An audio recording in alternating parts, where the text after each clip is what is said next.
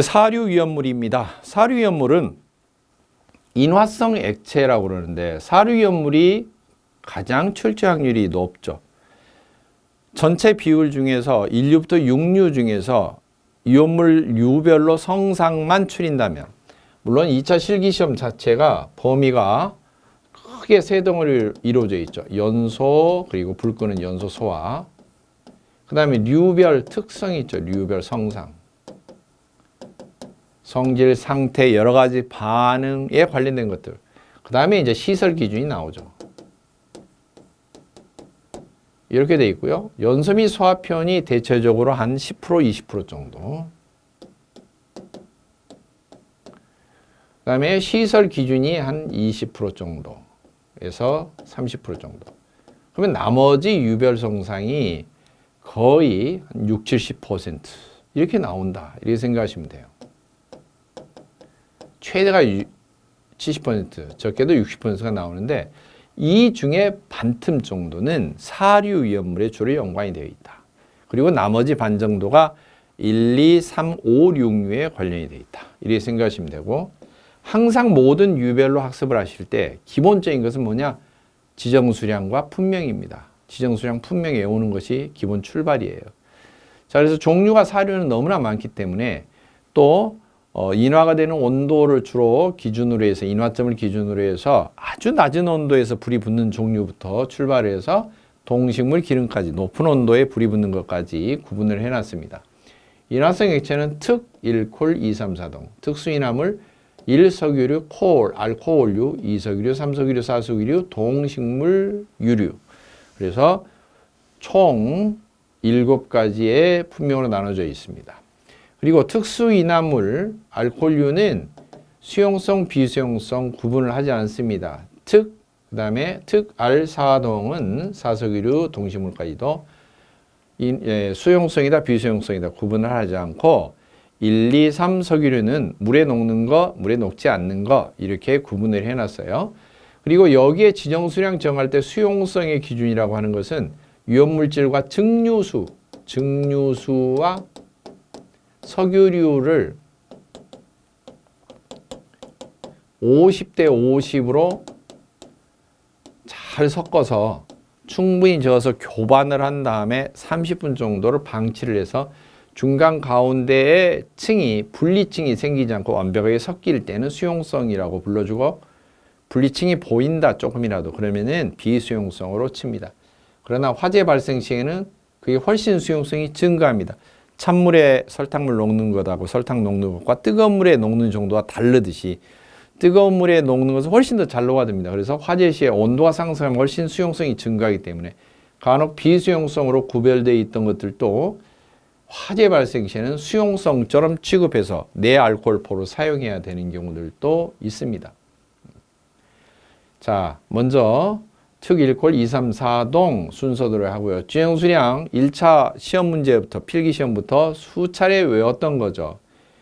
50, 일석유류 수용성 400, 비수용성은 200인데요. 수용성일 때는 화재 발생 시에 대량의 주수로도 희석을 하면서 이렇게 화세를 떨어뜨리는 역할을 할 수도 있습니다. 비수용성이 훨씬 물 뿌리면 더 위험해서 물에 전혀 녹지 않아서 물이 흐르는 대로 화재 면이 확대되는 위험성이 더 크기 때문에 지정수량도 더 적은 양이지만 법의 규제를 받는 그렇게 양이 지정이 되어 있습니다. 양이 적다는 것은 그만큼 위험도가 더 크다는 거죠. 그걸 의미합니다.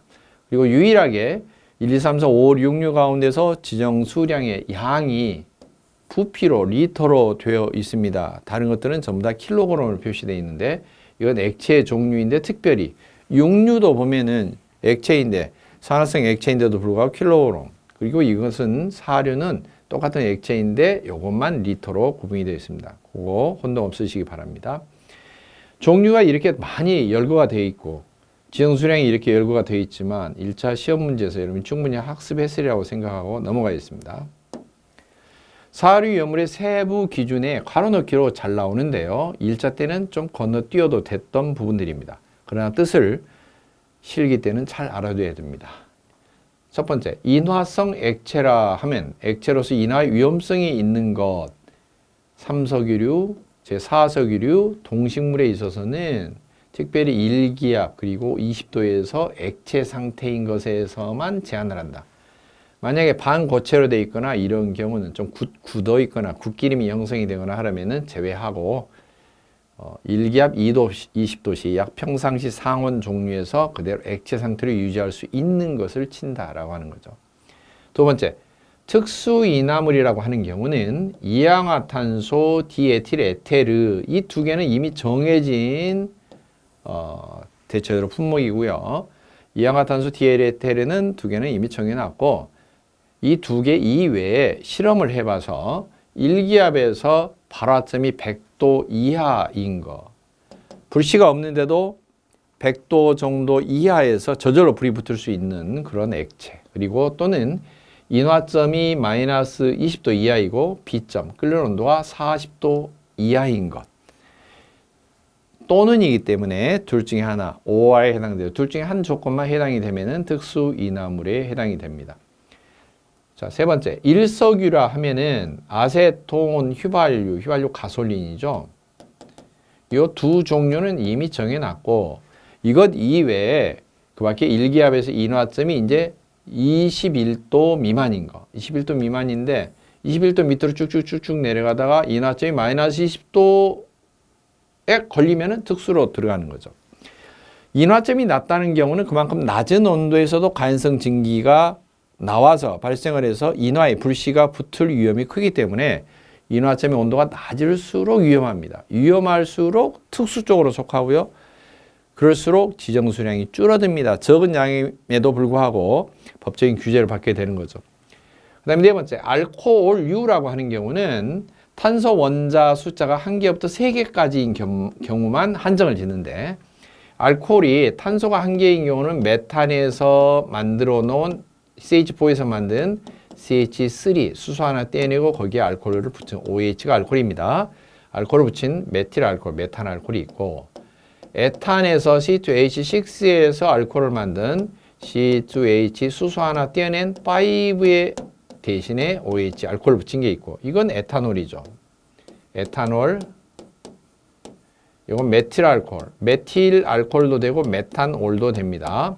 메탄에서 만들어 온 알코올, 축약을 해서 메탄올, 혀꼬부라진 소리입니다. 메탄에 만든 메탄올, 또는 메틸 알코올 이렇게 읽어도 되고 에틸 알코올 읽어도 되죠. C3H8 그러면은 8이 이제 프로판인데 여기서 하나 떼어내서 C3H7 그리고 OH 그러면 이제 에탄올이 아니고 프로파놀이죠. 프로파놀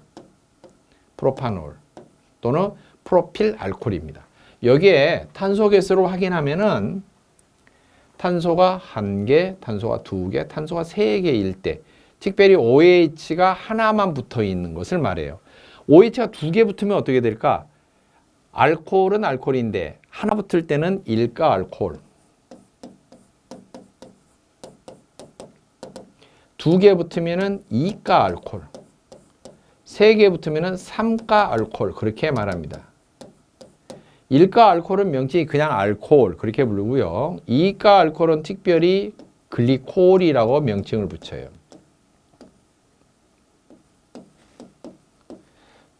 알코올기가 3개가 붙으면은 글리세린 그렇게 붙입니다. 글리콜이나 글리세린은 알코올 성분이 붙어 있지만 알코올유로 구분을 하지 않고 석유류로 집어넣고요.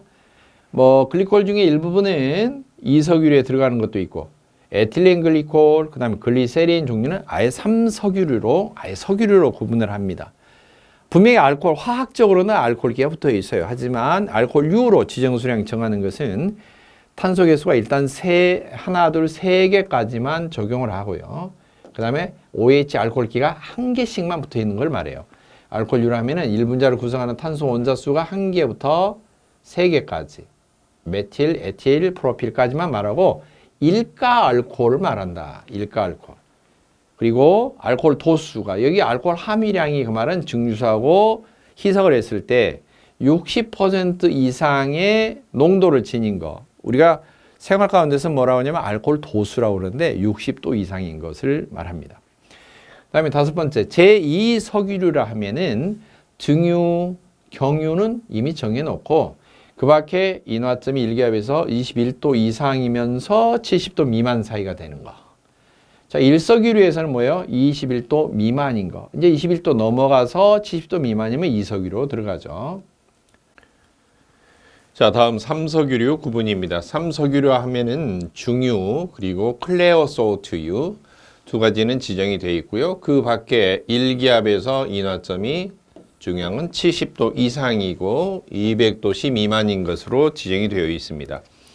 제4석유를 하면은 기어유, 실린더유 지정이 두 개는 되어 있고요. 그 다음 1기압에서 인화점이 200도씨 이상이면서 250도 미만 사이에 해당되는 것을 규정을 하고 있습니다.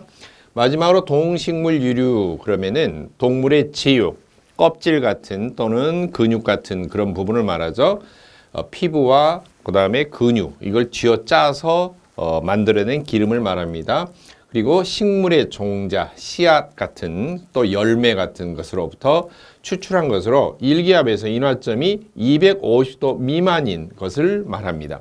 또 그 이외에 총리 0으로서 정하는 용기 기준 그리고 수납 저장 기준에 따라서 수납이 되어서 저장을 하고 보관하고 또 용기 외부에 그 물품의 명칭이나 수량 또 화기엄금 이런 것을 표시한 그런 경우는 제외하고 나머지 품목을 말합니다. 지금까지 살펴본 걸로 말하면은 3석유류, 4석유류 그리고 동식물 유류는 1기압에서 반드시 20도씨 상태에서 액체 상태여야만 합니다. 일반적으로 기름의 비중이 커지고 동식물 유류 가운데서도 흔히 말하는 기름 표면에 굿기름이 생성이 되면서 오랫동안 놔두면은 점점 젤리 상태로 되는 상온 상태에서 그런 경우는 해당이 안 될 수가 있겠죠. 1기압 20도씨 상태에서 반드시 항상 액체 상태를 유지해야 됩니다. 그리고 1석유류, 2석유류, 3석유류는 수용성이냐 비수용성이냐 이걸 구분하도록 되어 있습니다. 수용성, 비수용성은 이 다음 페이지에서도 물론 설명이 들어갑니다만 증류수, 순수한 증류수와 50대 50%로 혼합을 한 다음에 잘 저어서 일정 시간 지난 다음에 관찰을 해보면 중간에 경계층이 없이 완벽하게 혼합이 되고 섞이는 그런 경우는 수용성으로 간주를 하고 경계층이 그대로 조금이라도 남아있으면 비수용성으로 구분을 합니다. 대신에 1, 2, 3석유류만 수용성, 비수용성을 구분을 하기 때문에 이것 이외에 4석유류, 동식물유류 이런 경우는 수용성, 비수용성을 구분하지 않고 지정 수량을 지정을 합니다. 그 다음 알코올류 같은 경우는 거의 다 탄소 개수가 1개에서 3개까지만 즉 메틸알코올, 에틸알코올, 프로필알코올까지만 알코올류로 이렇게 지정을 해놓고 4개 이상부터는 알코올류로 지정을 하지 않죠. 4개 이상이 되면 부틸알코올 이런 식으로 넘어가면은 거의 2석유류 또는 3석유류, 석유류에 속하게 됩니다. 그리고 알코올류, 탄소 개수가 1, 2, 3개까지는 알코올류는 물에 물탄 듯 술에 술탄 듯 이런 말도 있잖아요. 거의 구분이 되지 않을 정도로 완벽하게 혼합이 되어서 용해가 되기 때문에 수용성, 비수용성을 따로 구분하지 않습니다. 자, 이제 사류 위험물이 가장 출제 범위가 다양하고 또 문제도 다양하고 외울 것도 너무 많고 하는데요. 사류 위험물은 위험물 분명 7가지를 암기하는 법에 의해서 특별히 종류가 많이 있지만 이 암기법을 도입을 하면은 더 쉽게 암기를 할 수가 있습니다. 7가지 분명이란 뭐냐면은 특수인화물 1, 2, 3, 4석유류, 그 다음에 알코올류, 동식물 유류 이렇게 해서 큰 덩어리 구분하는 것을 말하죠. 자, 특수인화물로부터 보겠습니다. 특ARF, 특ARF. 이 특ARF는 이제 연상을 짓는다면 예전에 미국 드라마 미드가 있었어요. 그 중에서 외계인 알프라고 하는 미드가 있었습니다. 어떤 소년이 살고 있는 뒷마당 정원에 우주선이 불시착해서 인간의 모습으로도 이렇게 변할 수 있고 외형을 자꾸 바꿀 수 있는 외계인이 나오는데요. 그 외계인 이름이 알프입니다.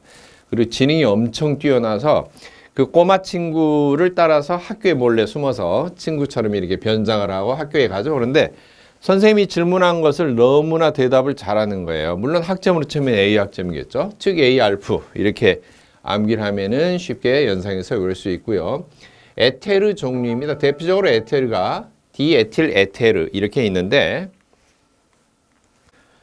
자, 이처럼 친구 따라 학교에 간 외계인 알프, 지능이 만 정도로 나옵니다. 선생님 질문에 너무나 대답을 잘해서 A 학점 받을 수 있는 이 특이한 외계인 알프, 찌개이 알프. 얘는 에테르인데요. 첫 번째로 에테르의 종류가 여러 가지가 있죠. 근데 대표적으로 디에틸 에테르, 에테르 가운데 에테르를 놔두고 양쪽에 에틸기가 두 개가 붙어 있는 거예요. 그래서 에틸이 한 개면은 모노, 둘이면 디, 세 개면은 트리, 모노디, 트리, 테트라 이런 식으로 숫자를 세죠. 그래서 두 개가 붙어 있는 디에틸 에테르. 그리고 두 번째 이황화탄소, 세 번째 알데히드 기가 붙어 있는 아세트 알데히드. 그리고 F는 산화프로필렌. 그래서 앞 글자 따서 외우면 디이아산 이렇게도 하지만 중간에 실적으로 관능기 명칭이나 또는 중요한 특징을 나타낸 글자로서 에테르다, 이황화탄소다, 알데히드가 붙어 있는 것이다. 그다음에 프로필렌에서 산소가 붙어 있는 산화된 프로필렌이다. 이걸 구분하기 위해서 암기법을 글자를 따냈습니다. 특 A알프. 두 번째입니다. 두 번째 일석이류 부분인데요. 제1석이류는 1이라는 숫자에 주목을 하시면 됩니다. 집안에서 부부가 결혼해서 신혼부부가 아이가 태어났습니다. 그때부터 아이가 집안의 중심이 됩니다. 대부분. 집안에서 첫째 중요한 게 아기가 되겠죠. 아가가 콜록콜록 감기에 걸립니다. 자, 아가가 감기에 걸렸을 때 물론 이렇게 하시면 안 됩니다. 의사 처방은 아닌데 BT에 케피카루 타서 드시오. 이렇게 BT에 케피카루를 타서 먹이라는 거죠. 드시오. 이렇게 되어 있는데 처방전처럼 보이는데 민간요법은 아닙니다. 암기법을 위해서 말을 만들어낸 겁니다. 아세톤, 가솔린.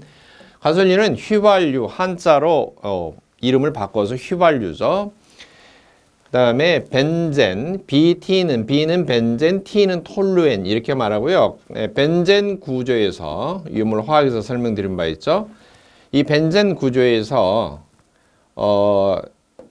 이 수소 하나를 떼어내고 거기에 메틸기 하나를 붙이면은 톨루엔, 두 개를 붙이면은 크실렌 이렇게 부릅니다. 하나를 붙이면 메틸기 하나를 붙어 있는 벤젠 그러면은 톨루엔이 되고요. 메틸기가 이렇게 두 개가 붙어 있으면은 크실렌 또는 자일렌, 영어 명칭으로는 XYLEN이 이렇게 해서 자일렌 이렇게 말하고요. 자, 그다음에 에스테르가 들어있는 종류, 그다음에 케톤이 들어있는 거, 그다음에 피리딘은 벤젠 구조가 이렇게 육각형 모양의 전부 다 꼭지점에 탄소가 들어있는데요. 그리고 겉에 수소를 거느리고 있죠. 근데 이 탄소를 떼어내고 이 자리에 질소를 집어넣은 그런 구조로 되어 있습니다. 그걸 피리딘이라고 하고요. 그 다음에 시아나수소는 수소하고 시안기, 시안기라고 하는데요. 시안기가 붙어 있는 수소, 시안화수소라고 합니다. 우리 시아나수소를 액상으로 액체 상태로 보관을 해서 지금 유현물에서 취급하는 일석이류로 이렇게 구분이 되어 있는데, 사실 시아나수소 기체 상태로는 또 고압가스 같은, 즉 가스 자격증에서 취급하는 고압가스에 이게 구분이 되어 있는 독성가스에 속합니다. 시아나수소가 복숭아 향이 나면서 맹독성 피부에 묻어도 피부가 화상을 입은 것처럼 수포가 발생하고 이렇게 발적이 되면서 피부가 터지는 그런 반응을 일으킵니다. 자, 에스테르 종류는 중간에 나와 있는 지금 에스테르가 이렇게 표기가 되어 있는데요. 의산 에스테르, 초산 에스테르 이런 종류들이 대표적으로 있고요. 그 다음에 의산 에스테르는 명칭을 다른 명칭으로 의산 메틸 또는 포름산 메틸 이렇게 부르기도 합니다. 그 다음 초산 에스테르는 초산 메틸, 아세산 메틸, 초산 에틸 이런 명칭으로도 부릅니다. 그리고 케톤은 메틸에틸 케톤 그랬는데요. 케톤은 중간에 이렇게 케톤기가 붙어 있고 양쪽에 어떤 것들이 달라붙느냐에 따라서 메틸기와 에틸기가 달라붙으면은 메틸 에틸 케톤 이렇게 부르고요. 그다음에 디메틸 케톤 그러면은 양쪽에 메틸이 두 개가 붙어 있는 그런 것을 말합니다. 그다음 알코올류는 알코올을 많이 마시면은 혀가 막 꼬입니다. 발음이 애매하고요. 그리고 술 많이 취하신 분들은 침을 자꾸 뱉어요. 이렇게 하죠. 말도 애매하게 혀가 꼬여서 그냥 발음도 애매하고요. 이렇게 침도 뱉고 RMF, 에틸 알코올, 메틸 알코올, 프로필 알코올. 그래서 탄소가 하나, 둘, 셋, 메틸에 OH 알코올기 붙어 있는. 그 다음에 에틸은 C2H5가 에틸이죠. 그리고 알코올기가 이렇게 하나 붙어 있는. 그 다음에 프로필기에 알코올이 이렇게 하나 붙어 있는 이런 것을 말합니다. 이 세 가지만 해당이 되고요. 메틸, 프로필. 프로필 중에서는 이 알코올기가 제일 끝에 붙어 있는 게 아니라 가운데쯤 붙어 있는 유사한 형태 이소프로필 알코올도 역시 해당이 되기는 합니다만 화학식으로 볼 때는 다 똑같습니다. 메틸, 에틸, 프로필. 그리고 이 알코올기 OH가 화학에서 설명드린 바처럼 알코올기라고 하는데 이 알코올기가 한 개가 붙어 있는 것은 명칭이 알코올 그렇게 되고요. 알코올이 만약에 이렇게 두 개가 붙어 있는 어떤 물질들이 나온다 그러면은 글리콜로 명칭을 붙이고요. 알코올기가 세 개가 붙어 있다 그러면은 글리세린 그렇게 부릅니다. 물론 글리콜이라든지 글리세린 그러면은 알코올과 똑같은 어떤 수용성, 물에 잘 용해가 되는 성질은 그대로 남아있지만 비중도 다르고 또 무게감도 다르고 이런 약간의 다른 성질이 나옵니다. 그래서 이것은 알코올류로 구분하는 게 아니고 글리콜, 글리세린 같은 경우는 나중에 석유류로 별도로 구분을 합니다. 주로 삼석유류 이런 데 많이 속해 있고요. 자, 그 다음에 이석유류입니다. 이석유류는 둘째입니다. 2니까 두 번째죠. 경설희라고 있어요. 경설희 학생인데 클 때, 학교 다닐 때 말하죠. 클 때 등치 크신, 등치가 엄청 크신 의산스에게 초장해졌다. 그래서 2등밖에 못 갔다는 거죠. 물론 공부가 아니고 초장해졌다 싸움에서 졌는지 어쩐지 모르겠지만요. 자, 아무튼 경설희는 클 때 등치 크신 의산스에게 초장해졌다. 자, 경유이고요. 셀로솔브. 경셀희 하면 암기가 좀 어려워서 글자를 약간 바꿨습니다. 셀로솔브 종류는 주로 유리세정제, 세척제 이런 데 사용되는 것을 말합니다. 그 다음에 히드라진, N2H4. 히드라진 또는 하이드라진 이렇게 말하는데 고압가스법에도 속해 있고 이온물법에서도 관장을 하고 있습니다. 가스 자격증 공부하시는 분도 히드라진이 나오죠. 자, 중간에 이렇게 질소가 두 개 결합이 되어 있고요. 양쪽 끝에 수소를 거느린 형태로 되어 있습니다. 이것을 히드라진이라고 합니다. 그리고 클로로벤젠, 벤젠 구조에 클로로가 붙어 있는 거죠. 클로로는 염소를 말합니다. 염소를 영어 명칭으로 부를 때는 클로린 또는 클로라이드 그렇게 말하고요. 클로라이드 또는 클로린 이렇게 말해서 앞에 Cl만 따내서 원소 기호로 사용합니다. 그래서 이 염소기가 붙어 있는 벤젠, 그래서 클로로벤젠 또는 염소가 붙어 있는 벤젠이 따라서 염화벤젠 그렇게도 부릅니다. 그 다음 등유 아시죠? 난로 연료로도 사용되는 거. 그 다음에 크실렌, 자일렌이라고도 명칭이 나오기도 하고요. 영어 발음이기 때문에 이게 자일렌이 맞습니까? 크실렌이 맞습니까? 그렇게 하면은 둘 다 똑같아요. 스펠링은 어떤 방식으로 읽느냐 이거죠. 자, 이것은 영어식 발음으로는 X죠. X. 그러나 그리스 문자에서 유래된 거죠. 이 X 원래 글자는 그리스 문자에서 읽을 때는 자이라고 읽습니다. 그래서 아파트 단지 선전한 건 아닙니다만은 X 아파트면 자이 아파트 이렇게 말하잖아요. 그래서 자일렌이라고도 합니다. 그 다음에 의산은 개미산이라고도 하고요. 자, 개미 똥구멍이 이렇게 물론 독성이 있는 거 아닙니다만 쪽쪽 빨면 약간 신맛이 나는데 산이니까 모든 산은 신맛이 나는 거죠. 개미산, 의산, 포름산 그러기도 말하고요. 그 다음에 스틸렌, 스틸렌은 비닐벤젠, 비닐기가 붙어있는 벤젠인데 그것을 별칭을 스틸렌 줄여서 이렇게 말합니다. 그 다음에 초산,